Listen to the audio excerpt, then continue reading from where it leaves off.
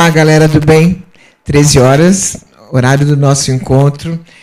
E hoje eu estou aqui com uma criatura que eu já conheço, mas que é absolutamente do bem, tem tanta informação para a gente. Escritor, autor de 16 livros, de 16 obras de ufologia. Atualmente ele está no livro Eu Quero Acreditar sobre Ufologia. Eu estou com Deepak Sankara Veda. Boa tarde, Deepak. Boa tarde. Prazer em recebê-lo, viu? Sohoraim Tovim, quer dizer boa tarde em hebraico.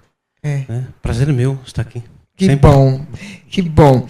Deepak, esse livro que você está fazendo agora, Eu Quero Acreditar em Ufologia, o que é esse livro? Por que esse título? Porque existe, assim, sempre pairam, né, em nossas mentes muitas dúvidas com relação à questão ufológica.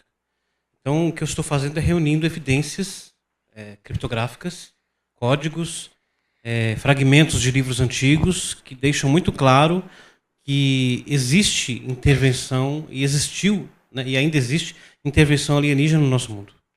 Existe, né? Existe. Agora, o que é a criptologia? Então, a criptoufologia. Né? O que seria? Bom, a criptografia em si, né, é uma ferramenta que é utilizada ou desenvolvida ou proporciona a criação de ferramentas que são aplicadas sobre fenômenos codificados, né, a fim de produzir, né, a decodificação desses fenômenos. No caso da criptoufologia, por exemplo, ela é usada em fenômenos ufológicos, né, para produzir, né, a quebra desses códigos e a revelação do seu conteúdo. Entendi. Então, assim, Deepak, quem criou a humanidade e os seres do céu? Essa expressão, os seres dos céus, é como os livros antigos chamam, né, Quem seriam os seres do céu? Então, nós não podemos, acho que nem aplicar o termo extraterrestre, porque eu acho que isso está dentro do domínio do mundo criado, do que é físico, né? Acho que nós deveríamos usar, então, o termo ultraterrestre, porque alude a seres de dimensões, né, outras dimensões mais elevadas que a nossa. Né? Então, esses seres que criaram a humanidade, que eu chamo de os engenheiros celestes, ou seres dos céus, né? Eles são chamados na escritura hebraica de Elohim. Elohim. E Elohim é um código, né, cujas letras, as 5 letras desse nome, Elohim, que é plural, né, se nós fôssemos traduzir, né, Elohim para o português, por exemplo, seriam divindades ou deuses. Né, mas como eles têm uma consciência única, né, então isso torna-se um plural majéstico. Né, mas é tido como um singular, porque eles são um. Mas Elohim é um código cujas letras se transformam em Mi-Ele. Quem são estes? É uma pergunta. Entendi. O Deepak, Adão e Eva. Adão e Eva. O que existe de verdade em Adão e Eva? Quem Adão, foi Adão Adam e Eva? e Rava. Adam, né? Aliás, Adam em si, né? Para qual nós traduzimos Adão, né? Significa humanidade. Era um ser, né? Criado por esses Elohim, né? A partir do próprio DNA deles. Então, o DNA de Adão era angélico, digamos assim, mas nós usamos a palavra angélico para poder dar às pessoas um pouquinho do entendimento do que nós estamos falando, né? Mas o termo para esses seres é malachim, em hebraico, né? Que significa aqueles que são enviados para cumprir uma tarefa, uma ordem divina, e que vem da raiz da palavra lar, significa os que vão para frente e para trás, que podem se mover em qualquer dimensão. Né? Então, Adão foi criado por esses seres, e Adão era um ser angélico, porque ele tinha uma aparência que nós não temos mais hoje, né? Que era uma aparência angélica, tinha asas, né? Ele tinha uma pele luminosa e era cercado por que nas escrituras hebraicas é chamado de halo de glória, né? Uma energia luminosa chamada Or Makif, né? Que lhe permitia viajar não só dentro do universo no qual ele foi criado, também para outros universos a uma velocidade, assim, imagino eu, acima da velocidade da luz. Tá. Falando em Adão e Eva, eu queria saber assim, como você vê Adão e Eva? Como que você vê a história da maçã? Como é que você não existe maçã, né? Aliás, a escritura hebraica nem fala em maçã. Entendi. Né? A árvore da penetração do bem e do mal em hebraico é chamada Etz Da'at Tov Ve Ra, né? que ficava aqui no nosso mundo, que é o Éden, no Jardim do Éden, no interior da Terra, que é o 7º mundo intraterreno, aqui do nosso planeta, do nosso mundo. E essa era uma árvore de cristal, na verdade, né, que contém todas as informações do universo. Que foi dessa árvore, então, que eles se utilizaram. A palavra maçã, na verdade, é traduzida do hebraico tapuar. Né? E o Zohar, que é um dos compêndios mais antigos, né, da criptologia hebraica, da Kabbalah, explica que esta árvore continha maçãs tecnológicas, digamos assim. Então não era um fruto em si, né, era tecnologia. Tanto que já nesse mundo existia um ser chamado Nahash, que depois foi traduzido para serpente. Né? Esse ser, Nahash, que era um animal muito belo e muito inteligente, ele era um remanescente de um mundo anterior a esse que havia sido destruído, um mundo que havia atingido um patamar de tecnologia muito elevado. Ele foi destruído, esse mundo, e sobrou esse ser chamado Nahash, que foi quem iniciou o casal, né, angélico, né, Adam e Hava, nesse mundo da tecnologia. Agora, outro dia veio uma pessoa aqui e me afirmou que a serpente é do mal. Ela é do mal? Não, nada a ver. Não tem nada a ver. Ele era um animal muito belo e muito inteligente. Digamos assim, o Messias desse universo da qual ele foi o remanescente. Entendi. O mal veio com outro ser angélico, né, um ultraterrestre, que foi o primeiro dos filhos de Deus, que, enciumado da criação da humanidade, quis destruí-la. Então ele, digamos assim, entrou na Nahash, na serpente, cuja a consciência emana do princípio feminino, né, e conduziu esse casal, então, à queda. Você está falando de Lúcifer, não? Lúcifer é o nome que é dado a ele dentro do dogma católico romano, né? Mas o nome desse ser é Samael, na qual nós não pronunciamos para não ficar chamando. É por isso que tem apelidos, né? Entendi. Chama Tinhoso, Capa Preta, Canha do Pé Preto, Ele é Mão do mal. Esquerda. Ele é do mal. Ele é do mal. Ele digamos assim, se opôs à criação, enciumado da criação do homem, né? Mas tem poder? Tem, com certeza. Tem poder. Tem. Agora, os ultraterrestres, quem são? Onde eles estão?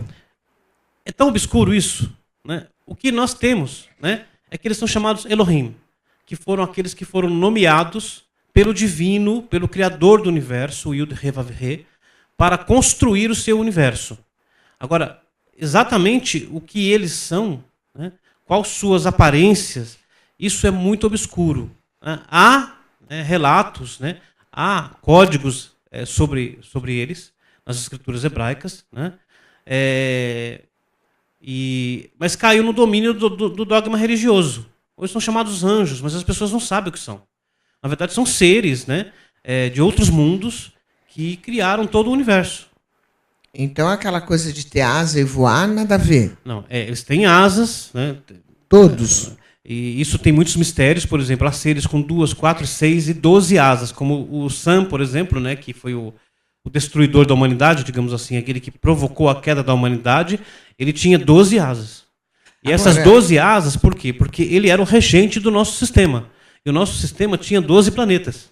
Entendi. É por isso que o número 12 é muito... Esses seres, eles vivem fora do universo ou Não, dentro? eles vivem fora da nossa dimensão, mas também eles emprestam, digamos assim, né, das suas centelhas para que determinados indivíduos sejam criados, como foi o caso, por exemplo, né, do patriarca Moisés, né, patriarca do povo hebreu, que era humano angélico. Ele era metade homem e metade anjo. Como assim? Eu assisti tudo de Moisés, ninguém falou nada disso. Pois é, porque são segredos muito profundos que estão sobre o domínio da língua hebraica.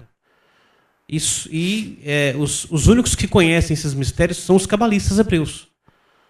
Os demais não conhecem. Por quê? Porque o que você tem sobre isso, digamos assim, são interpretações baseadas em traduções do texto hebreu da Torá. E a tradução em si já é confusão e perplexidade. Então, se cria o quê? Achismos, né, em cima... E quem que descobriu que... de onde surgiu que ele é metade isso e metade aquilo? Isso está escrito na Torá. Por exemplo, aqui na própria Torá, que eu tenho aqui na minha mão, né, que é o texto da Torá, diz que, por exemplo, tem um capítulo 33 de Devarim, que é o Deuteronômio, que a pessoa conhece, no verso 1 fala, Vezota berachá et barech Moshe ish ha-Elohim. Então, Moshe é chamado aqui, Moisés, né? Ish ha-Elohim, quer dizer, o homem dos Elohim. E esse termo, Ish, é aplicado para seres que eram híbridos, metade homem, metade angélico. Se ele não fosse, ele era chamado Adão, que é humano. Mas é usado para ele o termo hebraico Ish. Ish, porque ele tinha parte da alma dele, era parte de um anjo. Quer dizer que quem derrubou a humanidade foi o Sam. A gente fala Sam para não ficar falando o nome, que é Samael. Entendi. Quer dizer veneno do El, né? Ele chamava Samael. Samael. E assim, e o que esses seres querem da humanidade? Bom, a maioria dos seres, né, que são obedientes ao divino, criador do universo, né, eles estão aqui e vêm aqui para ajudar, auxiliar a humanidade. Porque aqueles que se opuseram à criação da humanidade já foram destruídos, digamos assim, foram aprisionados. Mas eles, a grande maioria, né, são o que hoje são chamados de anjos caídos, que são os Nefilim, né, da palavra nafal, que é cair. Né, eles se opuseram à criação. Por exemplo, tem até um relato no Zohar que quando o divino resolveu criar Adão, ele convocou os seus ministros, né, e disse, olha, eu vou criar Adão. O primeiro grupo se opôs à criação de Adão. Então diz que o divino, né, ao qual nós chamamos Deus, mas Deus é só, digamos assim, um apelido que a humanidade criou para dar a sua própria consciência de que eles compreendem com o que eles estão falando. O que não é possível. Né? Mas então, né, o divino os incinerou, porque eles se opuseram à criação de Adão. Depois chamou um segundo grupo. Esse segundo grupo usou a Torá, porque a Torá, hoje, apesar dela estar conosco, que ela foi dada como herança, né, para a humanidade, ela era o código dos seres dos céus. Ela não pertencia a nós. Ela pertencia aos seres dos céus. Né? E eles, inclusive, se opuseram a que a Torá fosse dada a Moisés. O evento do Sinai. Né? Então, eles também se opuseram e usaram a Torá. Dizem, olha, o senhor sabe que ele vai pecar diante de ti. Está escrito na Torá. Aí o divino os desafiou. Falou, se fosse vocês lá no mundo, vocês resistiriam à má inclinação, ao Yetzirará? Eles disseram, sim, nós temos condições de resistir. Aí eles foram derrubados. E quando eles desceram aqui, eles viram as filhas de Adão, que eram muito belas, e começaram a casar com elas. Então eles não resistiram. Não. Não. Agora, como que era a aparência dos humanos no Jardim do Éden? Essa aparência era a aparência dos anjos, né? Então Adão, ele era semelhante aos anjos, ele estava vestido, né, numa roupagem de luz, que é o que é falado nos textos antigos.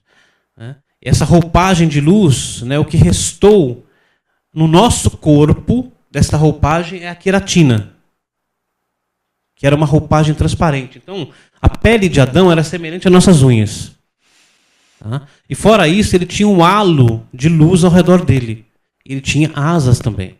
Entendi. Mas toda aquela história com Eva, tudo rolou? Então, rolou, mas não da forma como se interpreta. Né? Porque são códigos hebraicos, né, que traduzidos perderam a sua essência. Né? Entendi. Então, aconteceu de fato, inclusive, quando, né, depois disso, inclusive aqui... Eles deram a descendência para o mundo? Deram. Todas as almas do mundo são fragmentos da alma de Adão. A alma de Adão continha todos os fragmentos, centelhas de almas que iam povoar o mundo. Inclusive, os textos antigos dizem que até mesmo dos fios, das penas, das asas de Adão, e até os livros com 3.000 anos de idade, né, dizem que as asas de Adão continham, cada uma delas, 3.000 penas. E até dos fios das penas, né, emergiram almas que povoaram o mundo. Nossa, que loucura, não? Deepak, vamos falar um pouquinho da Atlântida, né, que isso desperta a curiosidade em todo mundo. O que era a Atlântida? Muito bem. Houve uma época, né, antes disso, né, quando Adão estava no Éden, né, foi enviado a ele um professor para lhe ensinar os mistérios da Torá. Que a Torá é um instrumento divino, pertencia aos anjos. E esse professor deu a Adão um livro chamado Sipra Raziel Amalach, ou o livro do anjo Raziel, que era uma pérola viva. Esse livro feito de safira, né? E este código que foi dado a Adão não era conhecido nem pelos anjos, para a gente ter uma ideia. E toda a sabedoria do universo estava contida neste livro, chamado Sipra Raziel Amalach. Raziel é um construto de Ras Sheli El, significa Deus é o meu segredo, ou mistérios de Deus, né? E este livro, né, passou para os descendentes de Adão e chegou até Enoque. Todo mundo já ouviu falar em Enoque, né? Que é, na verdade, Anor é o nome correto, que significa instrução, ou aquele que instrui, né? E Enoque foi o único que ascendeu para compreender os mistérios mais profundos desse livro. E Enoque então veio ser o rei da Atlântida, que era um reino formado por todos os povos da terra. E Enoque reinou na Atlântida, cujo nome na Torá é Miqueden, né, durante 243 anos. E nesse período, os seres dos céus vinham aqui, e também os seres intramundo também subiam para ouvir as instruções da sabedoria da boca dos lábios de Enoque. Entendi. Isso era Atlântida.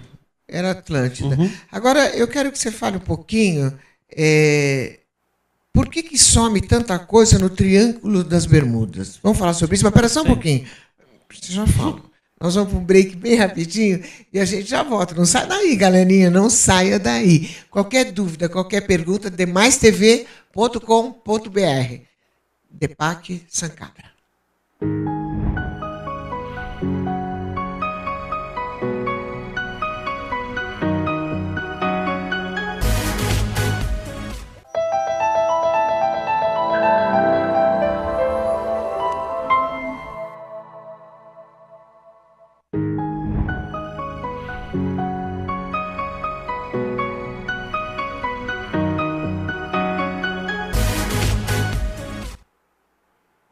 Olá, galera do bem, voltamos, né? Eu estou aqui nesse papo gostoso com Deepak Sankara, autor de 16 obras de ufologia. Eu quero aproveitar e mandar um beijo para o Mardoqueu. Beijo, Mardoqueu. É um querido, você precisa vir, tá? Você precisa vir para cá também, para a gente bater um papão. E mandar um beijão para o Mauro Jorge Fara Miguel, que está assistindo a gente e que eu amo de paixão, tá? Beijo. E antes de voltar ao papo, que eu quero saber do Triângulo das Bermudas, eu quero aproveitar e mandar um abração para o Marcelo Mansfield, um dos melhores humoristas do país, sem dúvida nenhuma. Eu sou fã dele, gosto demais dele. E quero dizer para toda a galerinha lá do Paraná que sexta-feira, às 20 horas, ele vai estar no Teatro Raquel Costa, em Paranaguá. Não perca, galera, vá ver Marcelo Mansfield. Ele é demais, ele é demais. Beijo, Marcelo. Deus abençoe. Deepak, vamos voltar para o Triângulo das Bermudas? Por que tudo some naquele triângulo? Ninguém fala nada. Aquele avião ainda, que não adianta dizer que acharam, porque... Esquadrilha 19. Não vem não dizer que acharam coisinha, não acharam nada. Com o mundo inteiro procurando com equipamento da mais alta tecnologia, ninguém achava nada. O que acontece? O mundo é cheio de portais, né? Toda a escritura antiga nos deixa isso muito claro. Inclusive no meu livro Adamá, As Origens Secretas da Humanidade, eu falo sobre o Triângulo das Bermudas, né?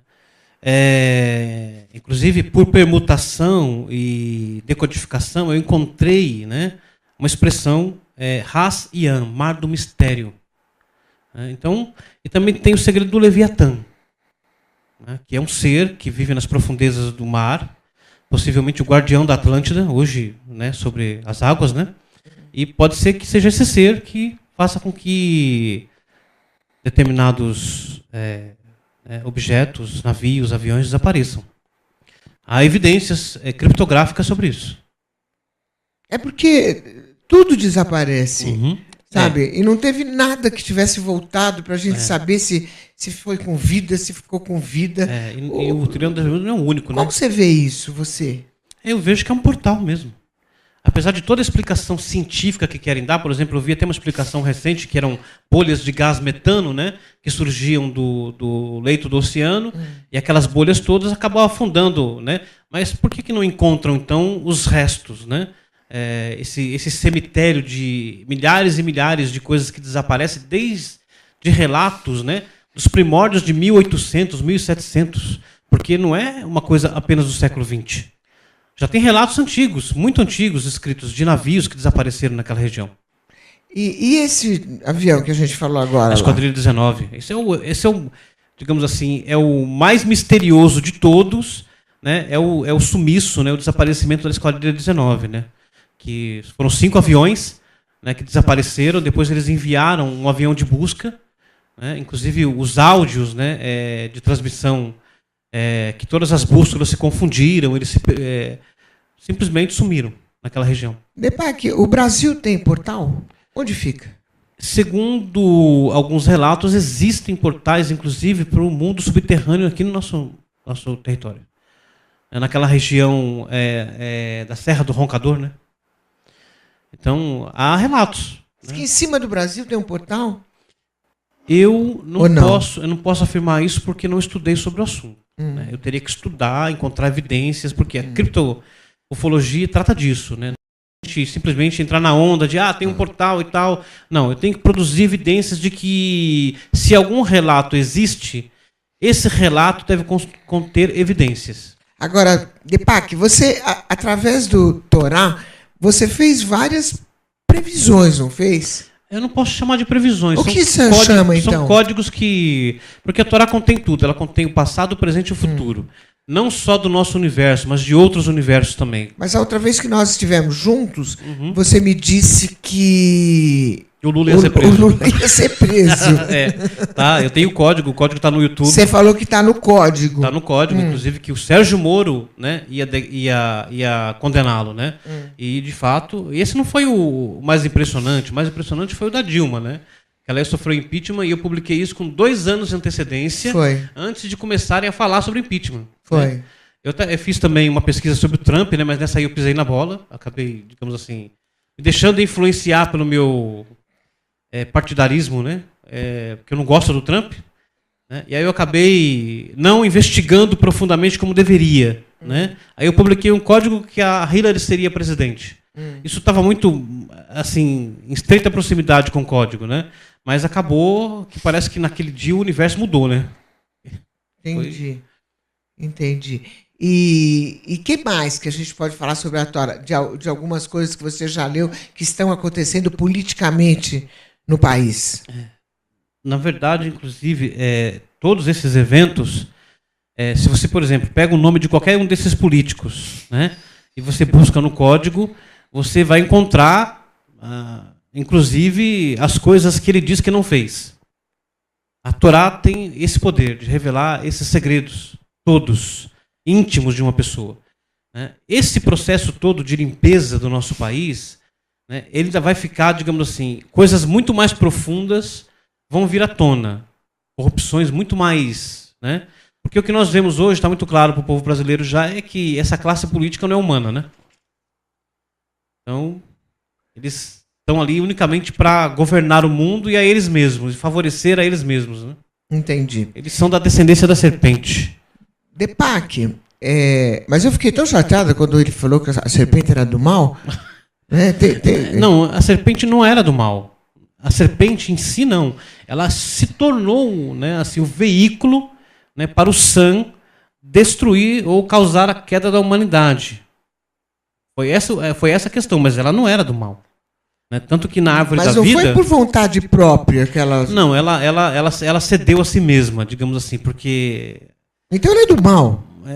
Hoje podemos dizer que sim, né? Mas não quando ela foi criada, não.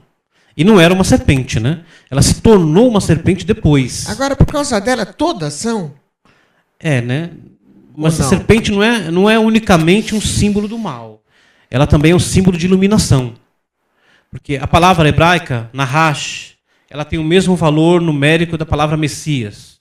E tanto aquele que desperta, que se torna o Buda, o Cristo da humanidade, na sua geração, é chamado Nahash Kadosh, a serpente sagrada. É porque, é assim, eu gosto muito de bicho, sabe? Então, Moisés, por exemplo, o cajado dele não se transforma numa serpente? se tornou. A serpente também é símbolo de iluminação. Como que não é faz, só símbolo do mal. Essa ideia de que a serpente é um símbolo do mal é uma ideia, E digamos se assim, tornou religiosa. mesmo uma serpente ou foi uma magia? Não, é que o cajado de Moisés era um instrumento de outro mundo, né? Ele não era um instrumento daqui. E ele não era de madeira, como se apresenta nas novelas e nem nos filmes. Ele era de safira. E pesava 6 quilos. Nossa. E era inteligente. Também, né? Uhum. E quando ele se transformava numa serpente, por exemplo, a serpente era maior que um camelo. Nossa. Não era aquela cobrinha que a gente vê no filme. Nada a ver, né? Não. Ô, Deepak, você trouxe um vídeo. Eu trouxe que é a minha experiência ufológica, né? Digamos assim. É vamos interessante. curtir, Camila, esse vídeo um pouco?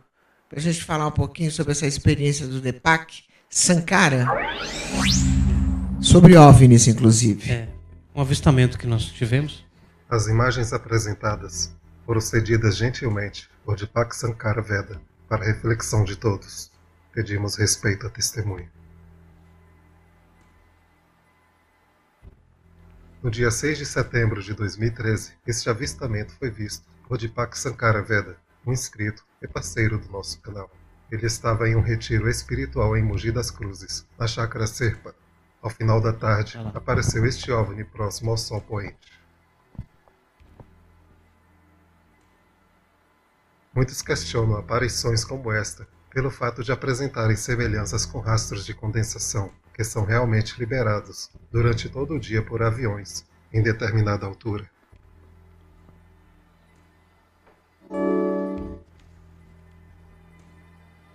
Estávamos nessa chácara, no dia 13 de setembro. Onde você estava fazendo retiro espiritual? Isso. Uhum.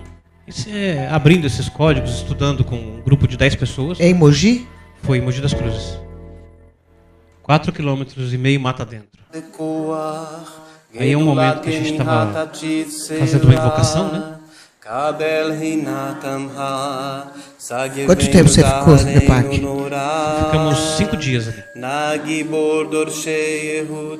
aí foi no primeiro dia. Aí surgiu um avistamento. Foi no segundo dia que nós estávamos observando o pôr do sol. Você viu uma nave ou Nós vimos um objeto que se movia. E aí eu fotografei esse objeto, né? E eu mesmo questionei, será que não seria rastro de condensação? Mas estava muito alto mesmo, né? E as análises, assim, nas análises é muito diferente. Em 5 dias, qual foi o dia que você avistou? No segundo dia. Segundo dia. Essa é a língua hebraica que você está ouvindo.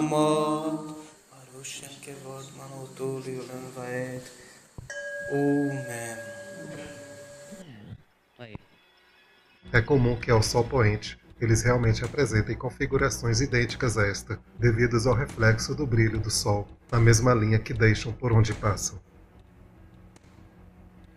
Mas o meu era diferente aqui. Nós fotografamos.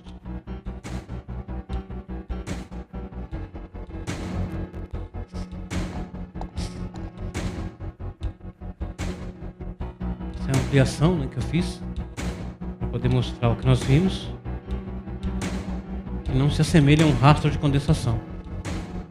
Tá.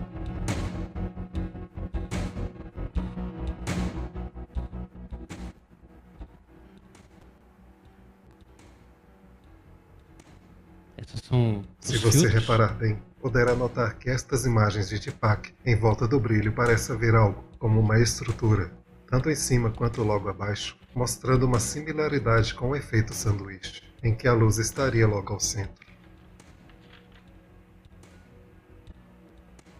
Outro detalhe interessante é que esta luz mantém, conforme mostra nos filtros, uma aparência muito semelhante a um disco, comumente relatado em casuísticas de aparições OVNI.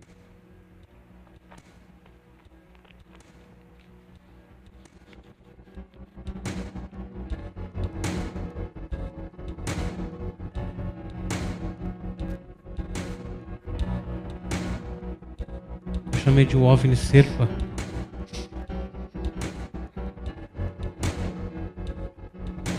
Foi a primeira vez que você viu, não? Foi. Depois teve uma segunda. E o que você sentiu? Bom, a princípio, você fica muito assim, eufórico, empolgado. Isso pode, inclusive... Analisei no Photoforensics. Eu pude observar que a imagem, ao ser comparada em filtro com as árvores, não há diferença de padrões. Isto mostra que a imagem não foi colada e o objeto desconhecido estava realmente lá. Então, a análise mostra que tinha alguma coisa lá. A gente fica eufórico, né? Mas, como, digamos assim, um analista de códigos, né? Eu sempre tento afastar as minhas próprias emoções da observação, para que a observação não seja manchada, né?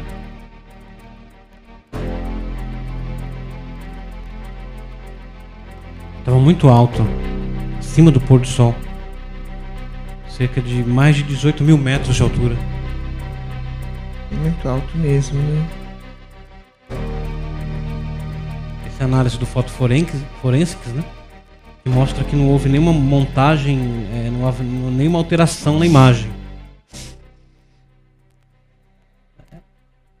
E é diferente de um rastro. Também questiona que se fosse avião, no filtro também apareceria na frente da suposta trilha o objeto emissor da mesma. Uhum. Mas esse aí... Rastros de condensação ou não, estamos abertos a todas as opiniões respeitosas. Entendi. Essa foi a segunda... Não, a primeira vez que você viu. Essa foi a primeira vez. A segunda vez, como foi? Onde foi? A segunda vez foi lá na minha cidade, no Suzano, né? Eu saí para tirar uma foto. Eu saí para tirar uma foto dos céus, que eu sempre estou observando os céus, né? E eu vi esse objeto luminoso muito rápido, muito rápido.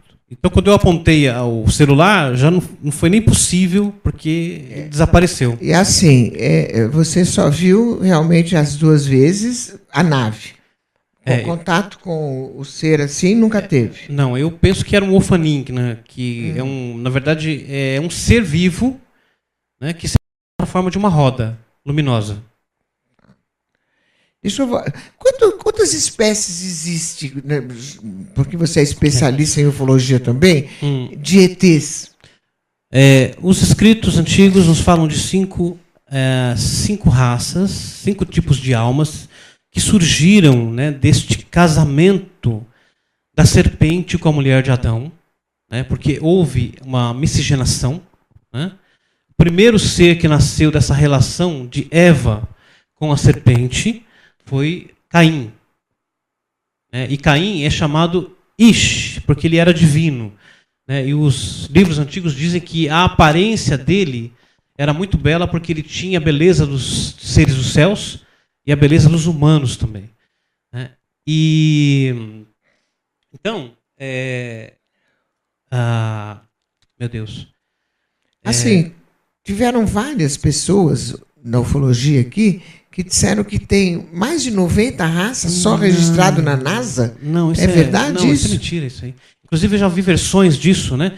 Que há um livro que foi publicado na Rússia com 57 raças alienígenas.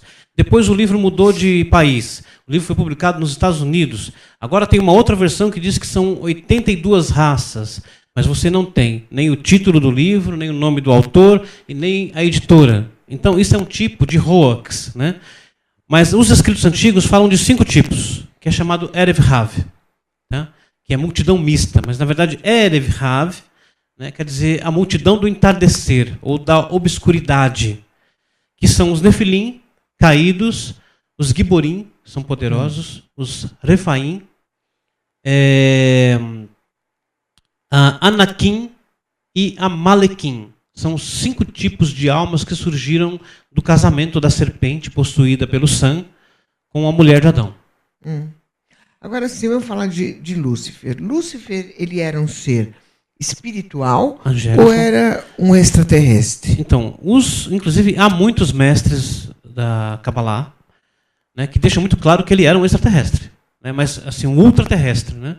O primeiro que foi criado, chamado primeiro filho de Deus, né, que era belíssimo, cujo corpo, né, era adornado com pedras preciosas, né, com 12 asas, inteligentíssimo. Essa era a aparência dele? Essa era a aparência Tinha dele. 12 asas? 12 asas. Era lindo, não, como fala a história?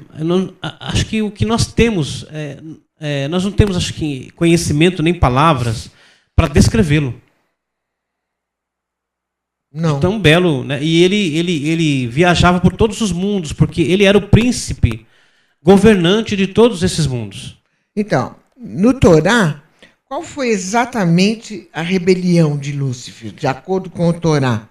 Foi que ele se enciumou, discordou da criação, e né, não só discordou, como ele então tramou derrubar a criação. Então ele desceu aqui, e foi ele então que iniciou o casal na árvore do conhecimento do bem e do mal, que é a dualidade, porque a consciência de Adão era una, né? E então, digamos assim... E como foi que ele conseguiu começar a iniciar essa queda da humanidade? Pelo mesmo princípio que nós usamos aqui para falar mal dos outros. E é? A fofoca, digamos assim, né? Com a Lashon Hará. Convencendo outros seres angélicos que Deus não estava certo na criação do homem. E que eles eram mais importantes, porque eles eram mais elevados que o homem. Tanto que o salmista diz, né, que quando Adão foi criado, ele foi feito um pouco menor que os anjos, em estatura angelical, digamos assim. Né? E eles então tramaram, né, convencendo uns aos outros. Então um grupo muito grande se juntou a ele, né? Cerca de 2.000 no princípio, né, para tramar essa queda. Tá, e qual era o planeta residência dele? Ser? Marte. Marte? Marte. Esse o Sun de 12 asas. Aí? Uhum. Marte. Tanto que foi da onde nós somos criados em Marte. Nós somos criados do pó de Marte. Entendi. Por isso que, né, inclusive, o nome Marte, né, ele vem do hebraico Adamá, que significa terra vermelha. Existe ainda alguma habitação lá? Olha, todo mundo procura e ninguém fala nada, né? O Zohar deixa muito claro que existem seres em Marte, entendeu? Que eles são mais altos do que nós, e esguios na sua aparência, e que de vez em quando eles voam até o nosso mundo aqui e cometem crimes aqui. Ah, é? Uhum. Então tem bastante que são do mal. Tem. E eles são filhos de Adão. Também. Nossa, que complicação, não? São chamados Benei Adam, em hebraico, os filhos de Adão. Ô, Deepak, vamos falar só um pouquinho sobre o universo paralelo? Mas já. Tá. A gente vai pro break e já volta. Não sai daí, tá? Deepak Sankara.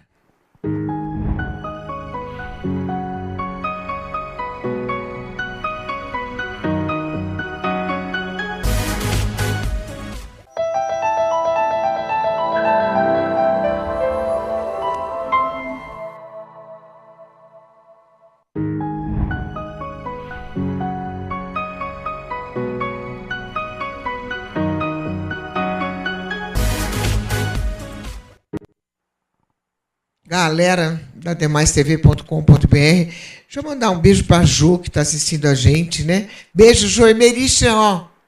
Beijo, amo vocês, viu? Deepak Sankara, o que seria o universo paralelo? Só para saber, porque esse assunto nós vamos abordar depois, uma outra vez. Tem muita coisa para pegar ainda aqui dos aliens. O próprio nome já diz, né? Universo paralelo. São universos, digamos assim, que mantêm semelhanças com o nosso universo, e onde nós também existimos, mas também com meras semelhanças. Por exemplo, há um universo onde eu não sou um criptologista, sou um músico. Entendi. Tá? E para passar para esse universo... pensamento. É só pensamento? Não existe um portal? Não, então, os portões, né, são pensamentos. São na cabeça. São pensamentos, porque o nosso universo é criado por pensamento.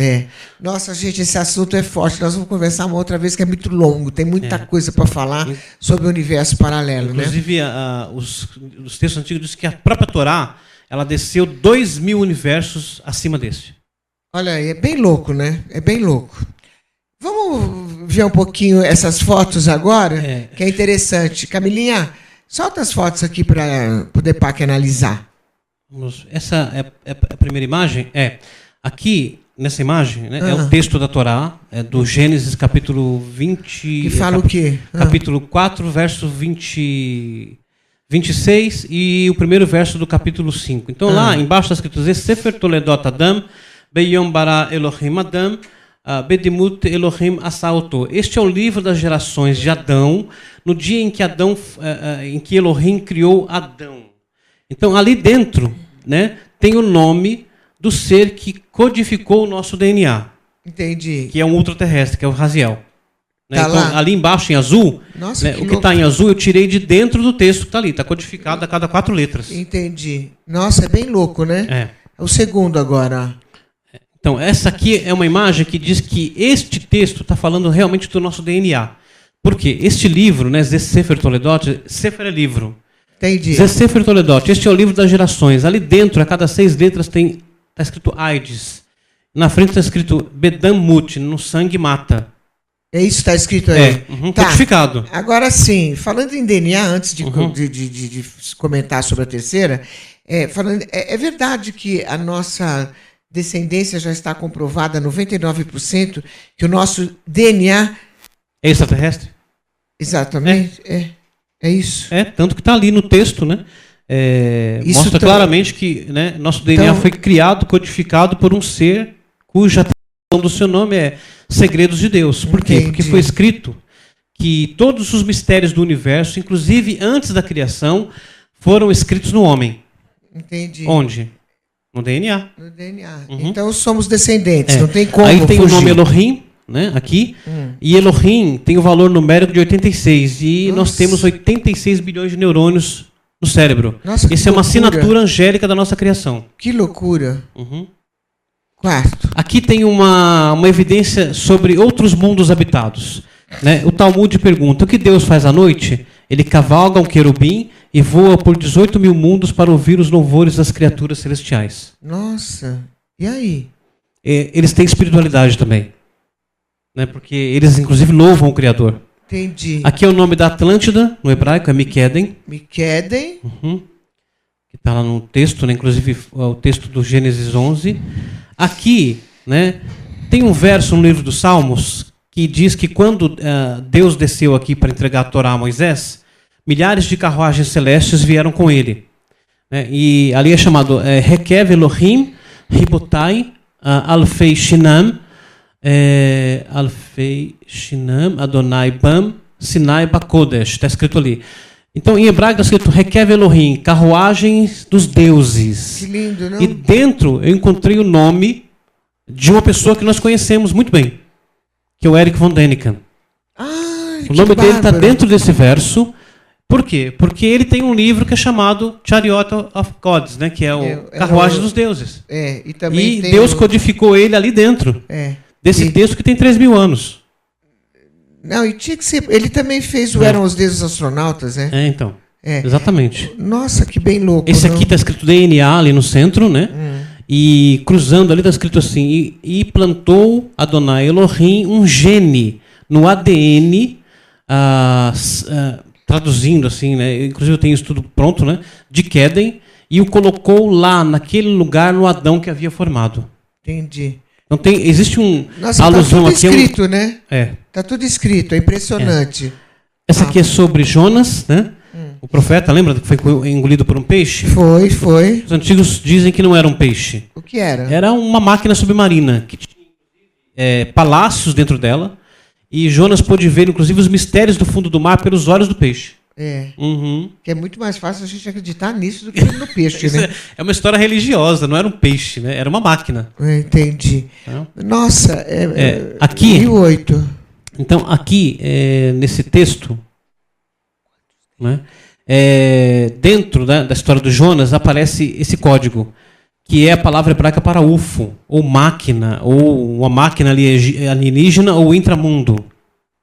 Ah, entendi. Entendi. E aqui é o último, né? Fala da abdução do profeta Elias. Lembra do profeta Elias? Como foi, hein? Que ele estava caminhando com Eliseu, e aí veio uma carruagem de fogo guiada por cavalos de fogo, e os separou, e Elias subiu ao céu no redemoinho. Está escrito ali dentro, né? Diz que foi um OVNI. Está escrito ali, ó, na parte que diz assim: Vaial Eliahu ba seará a chamar. E subiu Elias no redemoinho aos céus. Então, dentro disso, a cada 7 letras está escrito UFO. E ali, na palavra Ceará, que é traduzido para redemoinho, na verdade é vórtice. Entendi. E os escritos antigos dizem que o corpo dele permanece em animação suspensa dentro desse vórtice. Olha, nossa, é muito interessante, né? É Isso muita é informação. Isso é a criptofologia. Esse é a cripto... Olha, o Depac, 2019, o que vai rolar? O que fala a Torá de 2019? Porque, assim, todos os ufólogos, toda essa galerinha que a gente convive, fala que 2019 vai ter um movimento extraterrestre muito grande. O que diz o Torá sobre isso? Eu não sei se vai ser um movimento extraterrestre, ok? Eu sei que todo mundo que fala isso se baseia no que disse Chico Xavier, ok? Só que já há alusões, né, em outros livros antigos e mestres do judaísmo que falaram que 5.778, que será correspondente ao ano no gregoriano 2019, né, os portões da sabedoria serão abertos. Tanto que o valor numérico 778 é o valor da palavra Sha'ar Hazá, o portal do mistério. Né? Nós temos alusão no filme, por exemplo, Blade Runner. Tudo o que acontece no filme Blade Runner acontece no ano 2019. Né? E, não coincidentemente, agora neste ano, né, 2017 para 2018, está chegando Blade Runner 2049, que é uma continuação. Mas assim, o povo vai ver alguma coisa? Nós vamos ver alguma coisa ou não vamos ver nada e vamos continuar não vendo nada? Olha, assim, eu não entro nessa, né, eu não compro isso, né, porque não existem evidências para dizer ou afirmar isso. O que tem é muito falatório, né, muito achismo, mas evidência criptográfica, um código que diga, olha, isso está escrito, foi encontrado num fragmento com 2000 anos de idade, por exemplo, né, seria uma evidência. Não existe isso. Então eu não posso afirmar, né, ou entrar nesta onda para vender... Entendi, mas você acredita que eles estão aí? Ah, não, estão, sempre estiveram. Com toda certeza. Com toda certeza. Depac, Jesus era um extraterrestre? Ah, não sei.